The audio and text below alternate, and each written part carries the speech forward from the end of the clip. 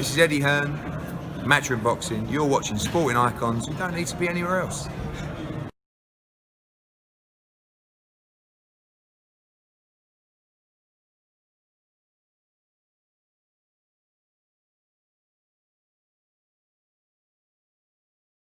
Hello. Hello Barry, how are you? Hey Martin, you well? I'm good, thank you very much. How's everything? Everything's weird. I mean, I'm looking outside my window at my office and there's a fucking great building going up. Oh yeah, what's going on with that? Well, it's the new most famous boxing venue in the world. It used to be MSG, which used to stand for Madison Square Gardens. It now stands for Matchroom Sport Garden. And I've never seen so many people ruining my lawn. It's a massive exercise. It's a 7-figure spend, and Eddie's going for it as normal. You know, it's brilliant. Yeah, I heard that you've been banned from your own garden. What's that about? Am I? Yeah, well, listen, mate, don't worry about that. I'm in tonight. Don't worry about that. I may not be allowed to sit ringside, but I certainly won't be missing. This is a once in a, well, I hope it's a once in a lifetime or 4 weeks in a lifetime experience, you know. Yeah. Well, I was going to ask you, if all this goes well, is there any reason why you guys couldn't do more of them? Well, yeah, of course. I mean, there's licences and things like that, local council use. I mean, you know, everything from liquor licences to spectator licences don't apply because it's behind closed doors. And it's also hugely costly and usually weather dependent and God knows what else. So I don't think you'd like to have this type of pressure on you regularly, but I've got to say, as a one-off, at least as a one-off, who knows what the future's going to bring. We don't know how long this virus is going to be around, do we? But as a one-off, it's been absolutely emotional, as they say. It's been brilliant to watch it get together. The logistics of something like this is just vast. It separates the men from the boys, doesn't it? It would have been easy to go into some leisure centre somewhere or some TV studios and do a very bland operation with poor fights that don't rate. And for what? What does that achieve? You know, nothing. This has raised the bar. Every fight's a 50-50 fight, and you know you'd be proud to be associated with it. And I think that's probably speaks volumes of why we are what we are, and without being big-headed, other people are what they are. You know. I know what you're saying. Although, I mean, your kickoff show is pretty good, isn't it? Well, I mean, yeah, it's another world, isn't it? Where we've been brought. I mean, fighters, obviously, you know, good fighters, like any good sportsman, their financial demands and everything are through the roof. But in boxing, a lot of it is, I'm not quite ready. Can I have a warm-up fight routine? You know, and that's probably been a negative factor in promoting boxing, you know, because whilst fighters do need warm-up fights and it's not necessarily so appealing for the consumer, is it? You know, they want to see real fights. Of course. And the rules of the fight camp rules are simple. There's no easy fights. No, these are all 50-50 fights, and I don't know the results of any of the fights on the undercard, and I can't remember in my lifetime when that happened before. That's very true. I mean, for me, I'm looking forward to the Fabio Wardley and Simon Vallily. I mean, they're both good friends of mine, so it's quite a difficult one, but it's going to be a good fight. They're all difficult fights, but you know, sometimes, especially when there's a lot of competition for spots on cards, and you know, in today's climate, unless you're a major company like Matchroom, how do you afford to do boxing when you can't sell a ticket? That's true. Well, the answer is small hall shows just won't happen, will they? No. Have you guys heard anything about when crowds can start participating, shall we say? Yeah, I mean, I'm starting it on Friday, aren't I? The World Snooker Championships is the first indoor event to have a crowd. Yeah. And there we've got, I mean, the venue is only licensed for like 1,000 people, just under. Mm-hmm. And we've got 250 spots, socially distanced seats for the first week, and 350 socially distanced seats for the second week. So we're roughly a third of capacity, which I think when sport does come back, and I guess that will be sometime in October, then it will be back in a reduced environment, to start with. And we can keep our fingers crossed that maybe, if all goes well, numbers and data comes in okay, some type of normality back in November/December. I'm hoping, but that's the best we can hope for. But we have to meet the government guidelines at every stage. Yeah, of course. So what's happening? So is it 4 fight nights you guys have, isn't it? Yeah. It's 4 fight nights. Well, three fight nights and a pay-per-view special. Yeah. Yeah. Oh, I'm looking forward to that pay-per-view one. That's going to be a crack of a show. Cracking show. I mean, I was at Madison Square Garden for Katie Taylor's last fight with Persimmon, and that was the best women's fight I've ever seen. And I can't wait for that. I'm a big Katie Taylor fan anyway, but the other girl is so strong. Of course, she's good, isn't she? It's a classic. And then, Dylan White and Povetkin, I've become quite a big Dylan White fan because I think he's been harshly treated by governing bodies, etc., waiting for his mandatory.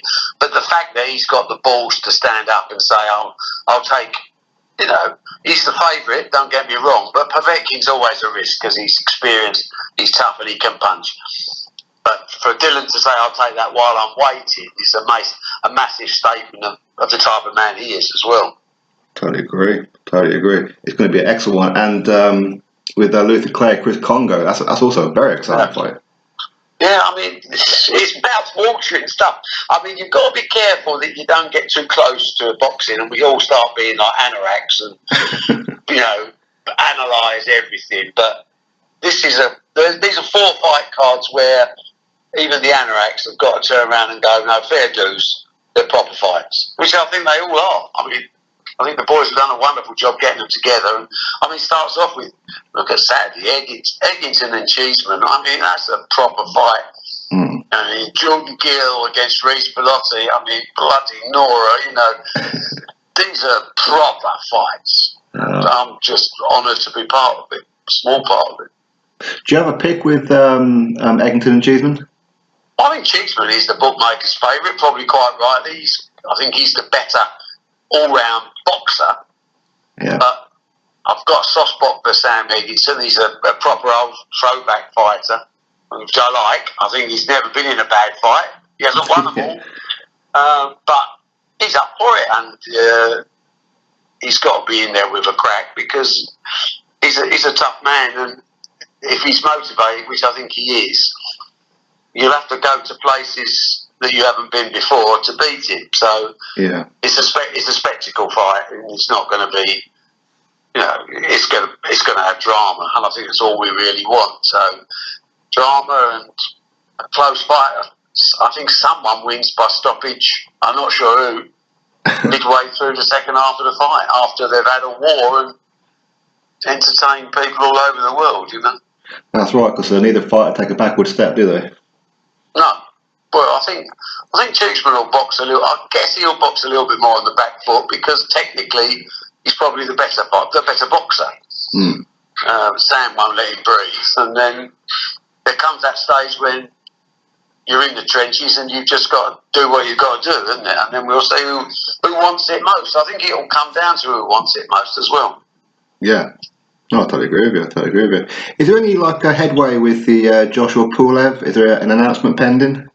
No, not really. I mean, we're going certain fights you can't do without a live crowd. So you've got 2 choices. You take them somewhere where you can have a live crowd, and there's not a lot of places in the world at the moment, or you can wait until you do get a live crowd, and that's where Joshua Pulev is. I think Eddie's got in mind the O2 in London, because I don't think it's going to be some time before you get permission for an out-and-out stadium fight. So the O2 is probably next best bet. And is that November? Maybe. Is it December? Maybe. I think November or December. But again, our hands are tied. And to be fair to Joshua and Pulev, they both understand that. I mean, the type of money these boys are on is mouth-watering. So they know there's got to be a crowd there. Yeah, because it's their money, but it's going to be, it's always a great fight when Joshua comes in the ring and Pulev's making the right noises. I think he's a very tough Eastern European. I think Joshua's he's a big favourite to win the fight, but complacency is the worst enemy you can ever get when you're at the level of Joshua and Dylan White. You know, you can't be complacent because everyone's trying to take away what you've built, you know, and they're taking the food off your baby's plate, so you've got to fight accordingly. That's it. Well, I mean, for me, I think that if there's no crowd participation or anything like that, I think that Eddie's talks about the Amphitheater in Croatia, that's quite tasty. Yeah, but again, you can't be sure you're going to get permission. The worst thing you can do, in these days of uncertainty, I mean, how many people do you know went to Spain over the last couple of days and they're now sitting there going, oh, bugger. When you're planning proper global events, the logistics involved mean you've got to have certainty. And frankly, at this moment in time, I don't know a country in the world that's got certainty. No. Well, your comments about Fury Wilder, you think that due to everything that's been going on, there may not be enough money for them? Well, I'm not privy to what arrangements have been made for Fury and Wilder in terms of payment. You know, I hear rumours of the numbers that they're on, and they're significant, as you can expect, quite rightly. Of course. But that would entail substantial losses for the promoters involved, and I don't think they've necessarily got that type of money spare at the moment. So I'm only having an intelligent guess that if that fight's going to take place, the boxers are going to have to somehow take into account, if there's the absence of a live gate, they're going to have to take that into account.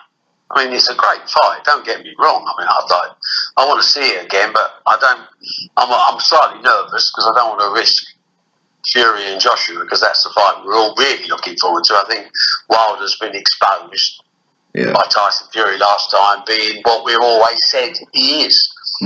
Technically terrible, but a good puncher. And if a puncher don't land, he's only got technically terrible to fall back on, which is not a good sign, is it? So it's a good way of putting it. And Tyson Fury just boxed brilliant and exposed the limitations of Wilder. When they boxed the first time, he got caught a couple of times and he went down, but he got up, you know. Right. But having said that, I like the idea of the fight. I'm slightly nervous of it because the puncher's always got a chance, always, against anybody. And Wilder has that puncher's chance. I hope to see Fury repeat his masterclass, put him in his place, and then move on from there. But in terms of finances, you know, I'm not sure whether they've announced a venue for it. Is it Vegas? I think it might be, but you know, if the numbers coming out of America on this COVID-19 are very scary, and I can't see a lot of people getting on aeroplanes to fly out there or buy a ticket if they're out there, and that's going to obviously have a massive effect on, in my view, whether or not the fight takes place at all at these troubled times. But you know, the world can change, and November, December time, who knows, might be a better place. But I don't like the way this virus is not going away. So that's right. Until we actually get a vaccine, I think we have to live with it. But that's not good in terms of, you know, putting people at their ease. I mean, I fly all over the world all the time. I'm not keen on getting on a plane at the moment. No. You know, I mean, it's natural, isn't it? You know, so we'll have to wait and see. But good luck to everybody involved. And if I'm wrong and they can balance the books, we may well see that fight with a reduced crowd or behind closed doors. It doesn't seem, you know, that that's logical to me. But we'll see. Time will tell. Actually, let me ask your opinion, because I spoke with Dean last night. We did like a podcast with him last night, and I'm asked him this question. So I'll ask you: do you think Fury versus Dillian Whyte is a financially bigger fight than Fury Wilder Part 3? Again, it's all subject. I mean, COVID-19 determines, doesn't it? I mean, are we talking without the pandemic hanging over you? Yeah. I mean, because we've already seen Fury Wilder twice. Yeah. But Wilder's Fury attracts more money, substantially more money from the American audience than Fury White. Yeah. Fury White is a bigger fight, probably marginally bigger fight in the UK than Fury Wilder. But yeah, if we're not talking about pandemic affecting crowds, then Wilder Fury is a bigger grossing fight than Wilder White globally. Yeah. Now, for me, I really want to see Fury and Dillian. I want to see them do better on. Well, I mean, there's so many great fights out there we all want to see, don't we? Yeah. And I think in time we will, but not necessarily at the pace that the average fan wants to see. I mean, I think my door's been knocked down by people sending emails and God knows what else. When you're going to make Fury Joshua, and you know, it's been out there to be made for the last 2 years, hasn't it? That's right. And we're probably now within a year of seeing it might actually work. But people have short memories, you know, they forget. Mayweather Pacquiao was talked about for years and years and years. Well, now, when it eventually happened,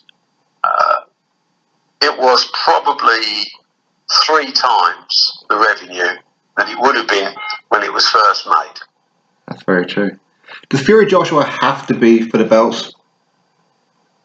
Sorry? Does Fury Joshua, does that have to be for all the belts? It doesn't have to be, no. It's just a great fight if it was for no belt at all. Yeah, I agree. I just think globally it's more of an attraction. Yeah. Especially to the casual fan. If it could be unified, because that means something to everybody. I mean, the normal, the usual boxing fan, the hardcore boxing fan, would like to see that fight in a car park if necessary, rather than not see it at all. Sure. So they don't really work through the numbers and things like that. But no, they're so rare to have proper unification fights these days that that elevates that fight to a level that has never been seen in the heavyweight division. Yeah. Well, I heard that you had was it speakers on for crowd noise at your darts? Yeah, very good, worked very well. Yeah. Amazing. Actually, after a while, the darts was fabulous this year. The match play was one of the best tournaments I've seen for ages. But after a while, strangely, I didn't even miss the crowd. It was so good. I mean, the darts was great standard anyway, so we had good storylines all the way through every match. But they did such a good job on the atmosphere, the lighting, the technical side of TV production was such a high level that we actually got away with our crowd quite mysteriously. I mean, we didn't get away with the fact that we lost about £500,000 worth of ticket sales, which is always a blow. But then again, you know, you just got to take it on the chin and get on with it. It's not going to, you know, you're not going to hide your head in the sand, are you? That's where we are. But no, technically, it came across very well. Oh, that's good. Yeah, because Eddie said that he won't be doing that with the boxing because he wants the fans to hear every punch. Yeah, interesting. I mean, I've given up disagreeing with my son over boxing because he gets my goat that he's always bloody right. You know, I mean, we just had with Tony Ballou just come down to do some stuff, and I was saying to him, you know, when Eddie first said to me, "Frotch grows at Wembley," I told him to go and sit down in a dark room. Don't be silly. And then, of course, it ended up being this massive success. And then he's talking about fight camp, and when he first said, I went, "What? You're spending £1 million in my back garden? Are you mad?" And now I'm looking at it thinking, the kid's a genius. So what do I know? I've just got to keep quiet as I slip into old age with these young people around me that are so much smarter than me. But there we are. That's life. I know my place, and I shall be hiding in a corner somewhere on Saturday to watch another Eddie Hearn success story. I mean, you know, he's bound to have problems because 4 weeks on the spin, there's bound to be some bad weather or fallouts, or well, I mean that's boxing, isn't it? But Of course. the fact is, we're doing it. The fact is, Giving it a go. we said we're going to do something, and it does look. I can't tell you how spectacular this place looks. We've got all the fireworks and that ready. Listen, they don't tell me everything anymore Do they because not? they know. I always say, how much is that costing? So they just don't tell me. They just spend it, and I'll see at the end of the day. But hey, listen, that's what we work for. That's why we're passionate about sport. I mean, as much as I'm a numbers man, there's a part of me that still loves a live show, and irrespective of whether it makes money or doesn't make money. Yeah. To do a great show is a special buzz. That's it. That is very true. Although last time we spoke was about a week into lockdown, wasn't it? Yeah. And you nearly had me blacklisted from being interviewed with any boxer on the planet because a couple of days later, what did you do? I had a heart attack. You did. Thank God that you recovered well. It was only a small one.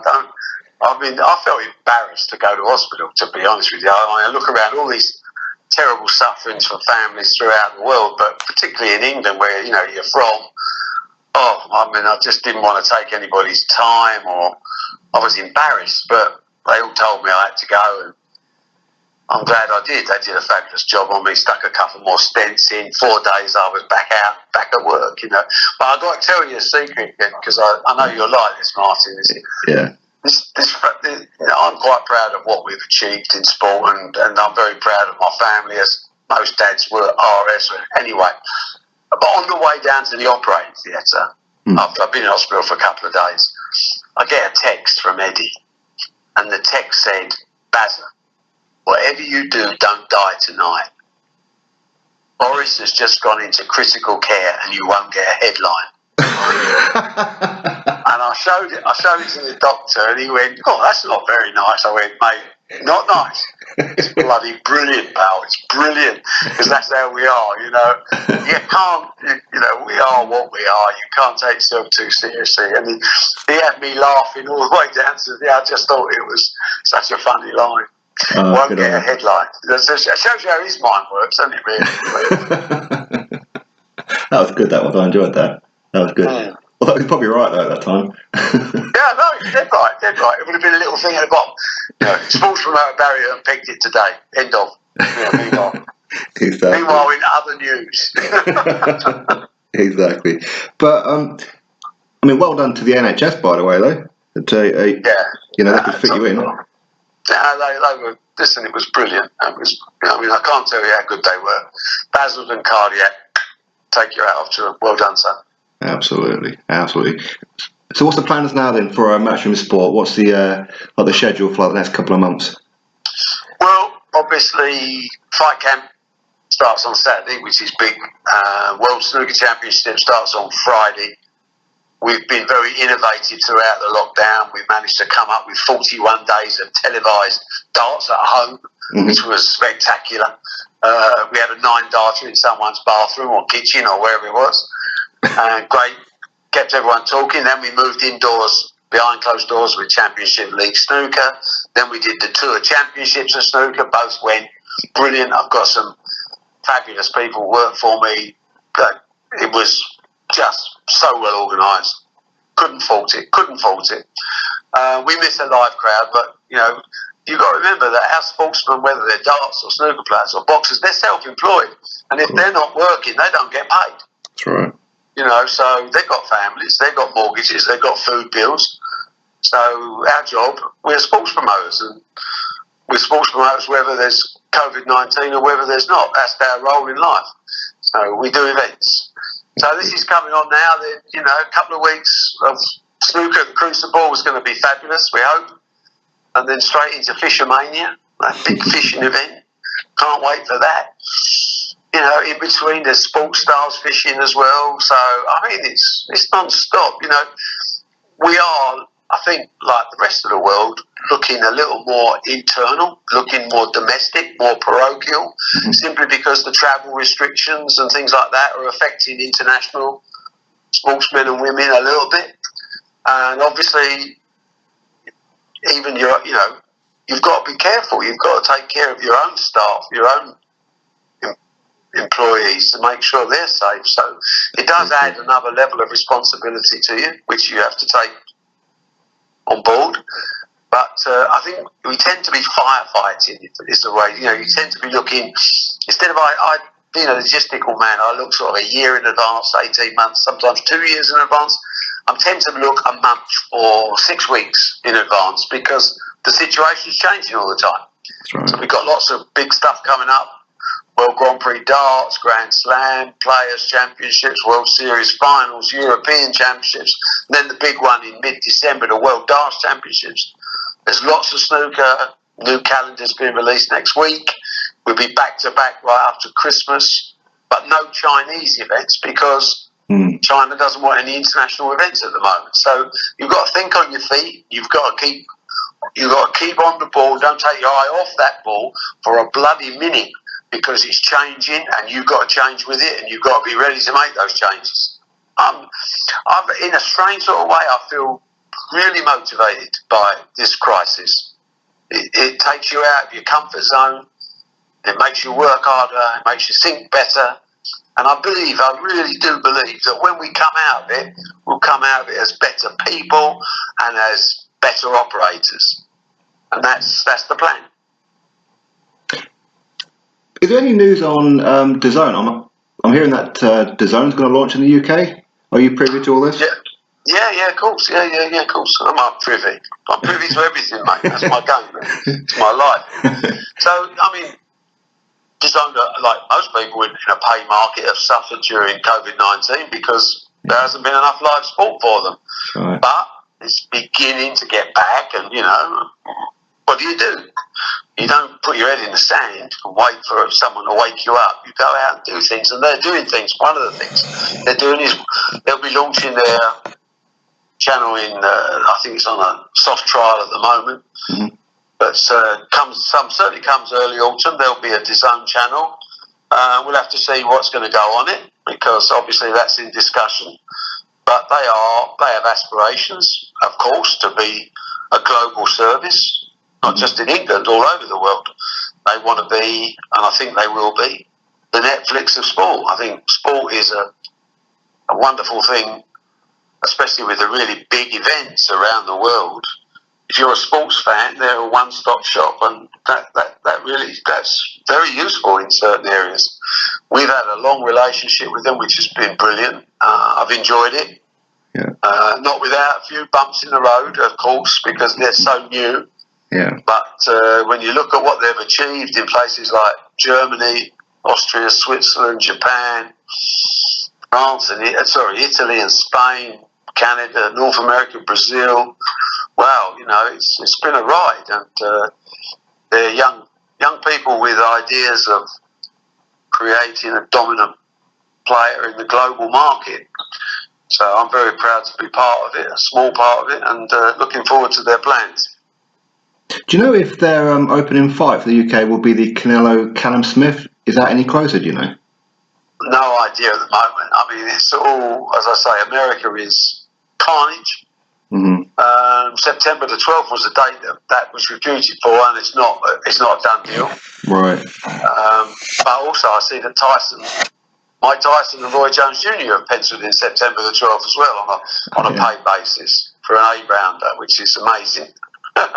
Says are you going to buy it? You going to watch it? No, of course. I don't watch two old men trying to batter each other. I find it disrespectful, but to the sport.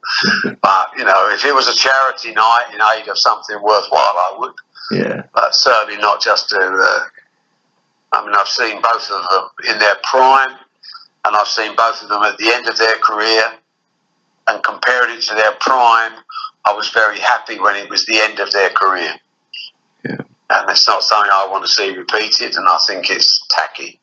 But there we are. That's life. Let them go and do what they've got to do. Good luck to them both. Exactly. All right, Barry, again, thank you very much for your time in this always a pleasure, my busy friend. period Look for you. after yourself, stay well, and if I do have another heart attack in a few days, I'm blaming you, all right? Yeah, please don't. Okay, I'll try my best. Cheers, boy. All right, buddy. Thank you. Bye-bye. Bye-bye. Bye.